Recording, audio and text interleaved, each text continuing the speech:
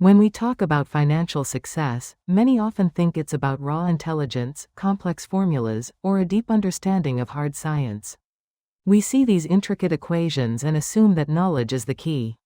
But the truth, as Morgan Housel wisely puts it, is that doing well with money has little to do with how smart you are, and a lot to do with how you behave. Financial success isn't solely a function of intelligence, it's a function of behavior, driven by what we call soft skills. These are the aspects of our psychology and actions that truly dictate our financial outcomes. No one is crazy in their financial decisions. Instead, we are all victims of our own unique economic imprinting. Consider two individuals, one born in 1950, whose teens and 20s saw a relatively flat market, leading to a more risk-averse mindset. Another, born in 1970, experienced tremendous growth during their formative years, leading to a more bullish outlook. Neither is right or wrong, their perspectives are simply shaped by their personal histories. Your personal experiences, though they make up a minuscule fraction of what's happened in the world, account for 80% of how you think the world works, fundamentally influencing your approach to money. Let's explore the powerful concept that wealth is often what you don't see. On the surface, being rich might look like current income spent on visible assets, a large house, a fancy car. But true wealth, much like the hidden mass of an iceberg, lies beneath. It's the savings, the investments, the optionality, and the unspent income that represent your true potential energy. Spending money merely to show others how much money you have is, ironically, the fastest way to have less money. Real wealth is built quietly, through discipline and deferred gratification, not through conspicuous consumption. We must acknowledge the sibling forces of luck and risk, which play an undeniable role in our lives. Take Bill Gates. He had the incredible luck of attending Lakeside High, one of the only schools in the world with a computer, in 1968, a 1 in a million probability. Yet, his equally brilliant friend, Kent Evans, died in a mountaineering accident before graduation, also a 1 in a million probability. The world is simply too complex for us to assume that 100% of our actions will dictate 100% of our outcomes. Therefore, we must approach our judgments with humility, recognizing the profound impact of forces beyond our control. Next, let's talk about confounding compounding, perhaps the most powerful force in finance. Look at Warren Buffett's net worth over time. While he's famous for his investment acumen, his secret isn't just incredible returns. A staggering $81.5 billion of his $84.5 billion came after his 65th birthday. Contrast this with Jim Simons of Renaissance Technologies, who generated an astonishing 66% annual returns compared to Buffett's 22%. Yet, Simons has less wealth because he started later. Buffett's true advantage wasn't solely his skill, but the incredible power of time, allowing compounding to work its magic over decades. This principle, tails, you win, illustrates that you can be wrong half the time and still make a fortune because a few major successes often outweigh many small failures. Consider art collector Heinz Berggruen, who bought huge quantities of art. Most were mediocre, but the few Picassos he acquired paid for his entire collection.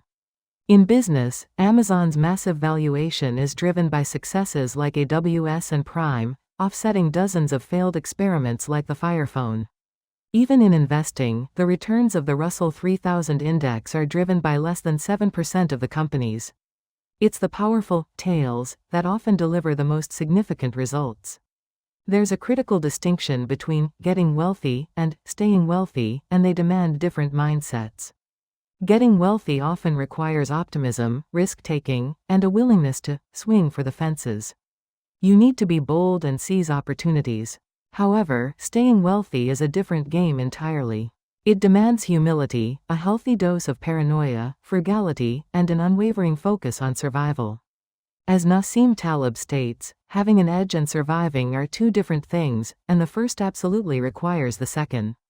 You must avoid ruin at all costs to ensure long-term success. Let's delve into the psychology of enough. Modern capitalism is incredibly efficient at generating both wealth and, unfortunately, envy. The trap lies in our expectations.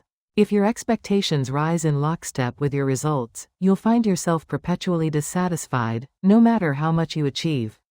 Happiness, in this context, can be defined as results minus expectations. The hardest financial skill to master is getting the goalpost to stop moving. Finding enough isn't about having more, it's about controlling your desires and expectations. It's often more beneficial to be reasonable than strictly rational. Don't aim for cold, mathematical perfection in all your financial decisions. Instead, strive to be pretty reasonable. A purely rational spreadsheet might tell you to invest every penny for maximum returns. However, a reasonable mind might prioritize paying off the mortgage for the peace of mind and the ability to sleep soundly at night. The most important variable in any financial strategy is adherence. If a strategy provides you with enough psychological comfort to stick with it through market crashes, then it is, without a doubt, the right strategy for you. Expect the unexpected, and always build in a margin of safety. History is, in essence, the study of unprecedented events.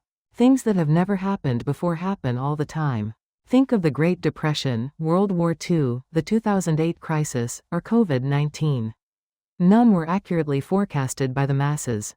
The solution isn't to try and perfect our forecasting abilities, which is often an impossible task.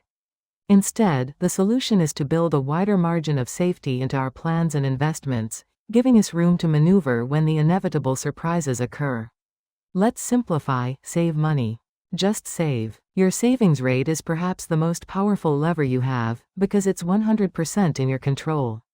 Investment returns are largely out of your control, and while you can influence your income, it's also partially subject to external factors. The key equation here is savings income, ego. Past a certain level of income, what you truly need is simply what sits below your ego, the spending driven by showing off or keeping up. You save not just to accumulate, but to buy flexibility in an unpredictable world. Beware the seduction of pessimism. Pessimism often sounds smart, urgent, and sophisticated. It garners attention. Optimism, on the other hand, can sound naive and slow. But true optimism isn't about believing problems won't happen, it's about believing that problems are merely interruptions in a long-term upward trend. While destruction can happen instantly, compounding, the true engine of wealth, works slowly and steadily. Don't let the allure of pessimism distract you from the gradual, powerful growth that long-term optimism enables. A crucial piece of advice is to don't play someone else's game. Consider the stark difference between a day trader, whose time horizon might be 30 minutes, and a long-term investor, looking 30 years out. Bubbles often form when long-term investors start taking cues from short-term traders. What looks high or irrational to you might be perfectly rational for someone playing a completely different game with a different time horizon and different objectives. Understand your own game, your own time horizon, and stick to it, rather than being swayed by others. The highest dividend you can achieve is freedom. This is the ability to wake up every morning and say, I can do whatever I want today. It's not about extravagant spending or accumulating possessions, it's about having control over your time and choices.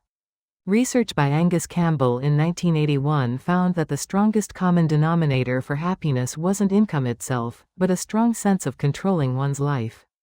This powerfully reinforces the idea that true freedom, the ability to shape your days, is far more valuable than simply acquiring stuff.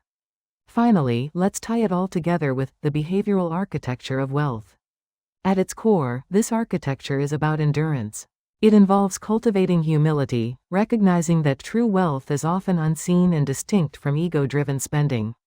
This leads to disciplined savings, creating a gap between your income and your ego. These savings build options, providing a margin of safety and flexibility in an uncertain world. Ultimately, these options grant you freedom, control over your most precious resource, your time. To build this architecture, go out of your way to find humility, manage your money so you can sleep at night, extend your time horizon, and crucially, control your time, as this is the only goal that truly matters.